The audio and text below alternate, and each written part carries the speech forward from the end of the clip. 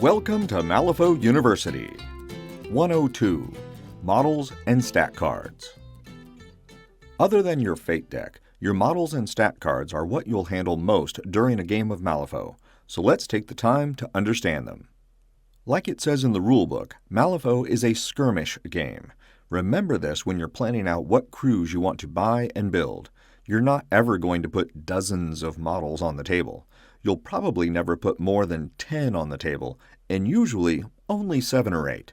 You might want a few extra models on hand so you can mix up your crews for the sake of variety, but skirmish means small scale, not massive armies. When we talk about models, we mean 3 things. First, the model itself. This is the plastic sculpture that you'll assemble and paint. The models in the starter box and each faction versatile box are pre-assembled as a single piece, but the models in other boxes start out as pieces on a sprue that you cut off and glue together. They're usually gray plastic, but older editions of the models are made of metal. Don't worry about what your model is made of. As long as Wyrd made it, you're allowed to use it. Occasionally, Wyrd will release special edition models made of translucent plastic, and those can make for some really interesting effects when you paint them right. Sometimes there will also be an alternate sculpt of a model that can be fun to add in when you find one. Alternate sculpts still count as the original version in all ways. The second part of the model is the base to which the model is attached. Malifaux keeps it simple in that there are only 3 base sizes: 30 mm, 40 mm, and 50 mm. It can be handy to remember that 30 mm is just over an inch, 40 mm is just over an inch and a half, and 50 mm is so close to 2 inches as to make no difference. The model must be attached to a base of the size stated on its stat card, but it doesn't have to be the original base. Some companies produce artistic diorama-style bases that are completely legal for play as long as the diameter is the right measurement. Wyrd and other companies also produce base inserts that fit inside the base ring to create an awesome presentation for your well-painted models. The third component of each model is its stat card. Each model will come with a stat card, but if you buy or use older models and need the current edition card, you can download those from Wyrd's website in the notes below. The Malifaux Crew Builder app also contains the cards for every model. It can be handy to download the cards for other models so you can refer to them during play and understand what your opponent's models can do. The rest of this video will explore the information you'll find on the model's stat cards. Each stat card has the model's name and title. The titles are different versions or variants of the model you can choose to play with. No minions or peons have titles because they aren't that special. A few unique non-master models have titles, but they don't have untitled versions, so it's still just the one version of those models. Every master model has 2 titled versions, including Lucas McCabe, who has 3 titles. The titles alter the model's abilities and actions, often creating an entirely new gameplay experience for your entire crew of models. The cost of a model is how many points it costs before a game to add this model to your crew. You and your opponent agree on a game size: 25, 40, 50 points, any number you both like, but most games are 50 points. When you're first starting out, you may not have enough models for a game that size, so just play a smaller game. Fewer models are easier to manage anyway. For example, the Outcast crew in the starter box comes with the Clockwork Queen, Matriarch of the Machine, Bucketbot, her totem, Steiner, the Fortune Teller, and 3 mechanical misfits. The Master and Totem are always free and don't count against the size of your crew, which is why they don't have a cost listed on their cards. Steiner is 10 points. The Fortune Teller is 7 points. And each mechanical misfit is 5 points, for a total of 32 points. If you and your opponent set a game size of 35 points, that would leave you 3 soulstones at the beginning of the game to use later. Some models can be summoned, which is to say you don't start the game with them in your crew, but you can bring them into play later. Usually, only models with a Summon Target Number, or STN, can be summoned. This will happen with a game effect that lets you choose from several eligible models with STNs, like this Alp. The Bandersnatch would not normally be allowed to be summoned since it doesn't have a summon target number, but if there were an action or ability that specifically said summon a Bandersnatch, then it doesn't need an STN. The faction logo for the model is here in this corner. All the cards are also color-coded for the faction, but not everyone perceives color the same way. If you are ever wondering which faction can use the model, the symbol will let you know for sure.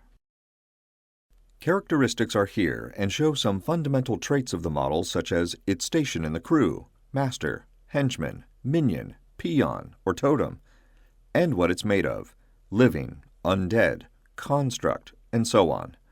Several game effects are related to these characteristics and will be discussed in later videos. You can see that this Bandersnatch is unique, meaning there is only one allowed in a crew at a time, but it possesses no other characteristics. It doesn't even count as a living or beast model. The keywords on this side of the picture are Wyrd's way of making crews more thematic and streamlined. Take a look at Jacob Lynch. He's a Ten Thunders faction master, so he can technically hire any Ten Thunders model. In the lore, he's the owner of the Honeypot Casino, so he has the Honeypot keyword. All the other Honeypot keyword models fit into his casino theme. Mr. Graves is a bouncer. Gwyneth Maddox is a hostess and dealer.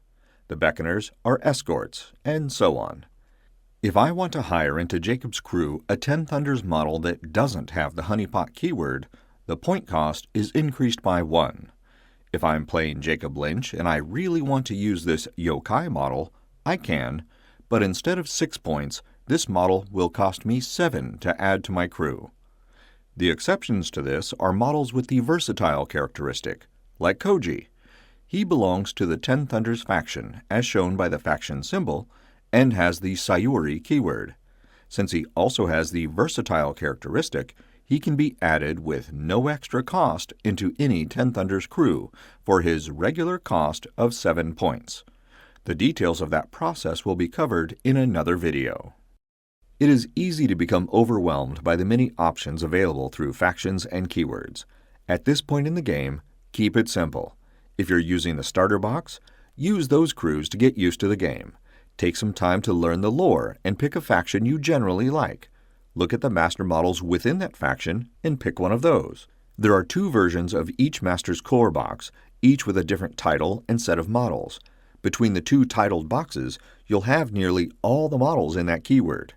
Wyrd has a release schedule on their website, so you can always see when models are supposed to become available. I'll take a brief moment now to thank all those who were patrons at the time this video was made, especially Mats by Mars, Griff, Sergey, Tom, Alan, Jason, Jeremy, Mikolai, Oleg, and Travis, and many more at the free student tier. Your support is essential to bringing these videos to life. Each model has 4 stats: defense, willpower, speed, and size. Defense represents the model's ability to protect itself from physical harm and attacks. Willpower represents the model's ability to protect itself from mental harm and also its power of self-control. Speed shows how far in inches that a model can normally move. Size represents how much space the model takes up. Keep in mind that size as a stat is only loosely tied to the physical size of the model. This Gearling and this Redcap are both size 1, but their models are about the same size as the Dreamer, who is size 2. Commander Burra and the Bandersnatch are also size 2, though they are physically larger than the Dreamer. Mr. Graves is only slightly larger than Commander Burra, but is size 3, just like Delirium, which is about the same size as the Bandersnatch. Oscar and the Mysterious Emissary are also both size 3, but Lord Chompybits, who is barely larger than the Emissary, is size 4. Sometimes the sculpt of a model may be larger than expected to show detail or for ease of handling, so don't get too fixated on how big you think they really should be. The important thing is to read the stat cards and go with what is written there. These stats are used in the game by adding the number of the stat to the number and suit of the card you flip. For example, if an enemy model shoots my Bandersnatch with a revolver and I need to use defense to block it, I would flip the top card of my deck, an 8 of masks in this case, and add 5 since that's the Bandersnatch's defense stat, giving me a total of 13 of masks. We'll get more into duels in another video. These circles across the bottom show a model's health. This represents how much damage it can take before it is killed. Many players put their cards in plastic sleeves and write on them with erasable markers to track damage the model takes. But another option is to use dice that you turn down as you go. If your model has more than 6 health, you'll need to use 2 dice or polyhedral dice like used in most role-playing games. Your friendly local game store should have the sleeves and dice you need if you choose to go that route. Most models have a soulstone icon at the left end of their health track. This is to remind you to infuse a soulstone when that model is killed. It always sucks when a model is killed, but gaining a soulstone other models can use for cool effects makes it suck less. The rest of the text on the front of a stat card is the model's abilities. It is important to remember that these are always on unless the text says otherwise. Look at the abilities on the Dreamer and Bandersnatch. Diversion affects how enemy models near the Dreamer can take their actions, so you have to watch your opponent's models. Incorporeal and Just a Dream both affect how the Dreamer takes and suffers damage. Ethereal Web gives the Bandersnatch a placement option when it first activates, and Tangled Dreams also gives it a way of reducing damage it suffers. Other models will have abilities that affect terrain, friendly models, which model gets to activate next, and more. It's a lot to keep track of across all your models. This is where it's important to be patient with your opponent and with yourself and to demonstrate good sportsmanship. You have many models with different abilities, and it's going to take a while before you are proficient at using them. Play friendly games. Most models can take 2 actions during their activations. Say you move the Bandersnatch for its first action, and then realize you really wanted to use its Ethereal Web ability to put it next to a Shadow Lair marker. Ask your opponent if it's okay to undo the walk to put the Bandersnatch back where it was, and then use the Ethereal Web, which says it has to be used when the model first activates. If you haven't flipped any cards yet, it doesn't make any practical difference and should be okay. Even in competitive tournament play, players will often be gracious and lenient in situations like this. Just don't count on it too often. On the back of each stat card are the model's actions. There are 2 or 3 types of actions depending on how you look at it. Attack actions are ways your model tries to hurt or affect other models. Tactical actions are ways your model tries to affect the space around it or the game itself. Signature actions have a little lightning bolt next to their names and can be found in either attack or tactical actions. Most models can usually take 2 actions whenever they activate. Each model can also usually take 1 signature action for free in addition to the other actions.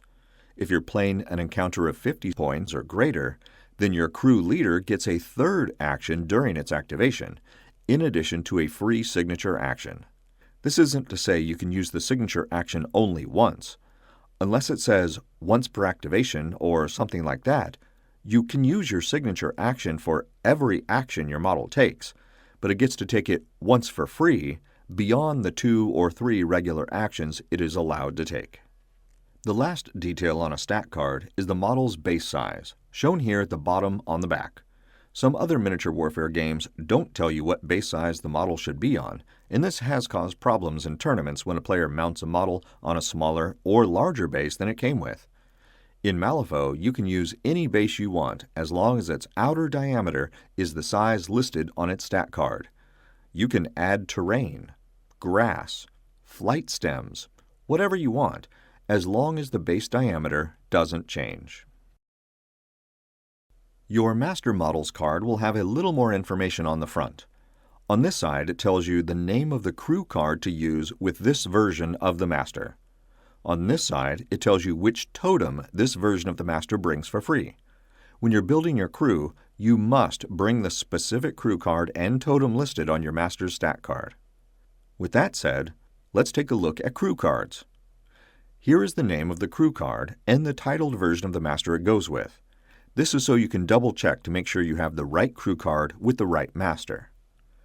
The next section is for all the game effects the card provides. Read this very carefully. The language here may say, friendly models with the same keyword as the Master gain the following ability, but it may be more restrictive. such as saying only friendly unique models get a certain ability or action. Like you can see here, one part of the card says one thing, while another part says another. The crew card acts like an upgrade to the entire crew, so make sure you understand which models are affected by or excluded from its effects. These effects can be abilities, attack actions, tactical actions, signature actions, or any combination of these. Some crew cards have a power bar that can be charged up for a certain game effect. The trash cannon on the Trash Heap crew card, which comes with the other version of the Clockwork Queen, the Paradox, does damage according to how far up the power bar is charged up, and it gets raised whenever an ampersand model removes a remains marker. The back of the crew card conveniently lists all the special markers and tokens your crew commonly uses. Make sure you have those tokens and markers prepared before you play your game. You can download printable markers and tokens from the link to the Wargame Vault in the notes below. If a marker doesn't specify a size like 40mm or 50mm, it is assumed to be the regular 30mm base size. That's the overview of models and stat cards. Pick up a printable set of all the markers and tokens you need to play Malifaux in the Wargame Vault.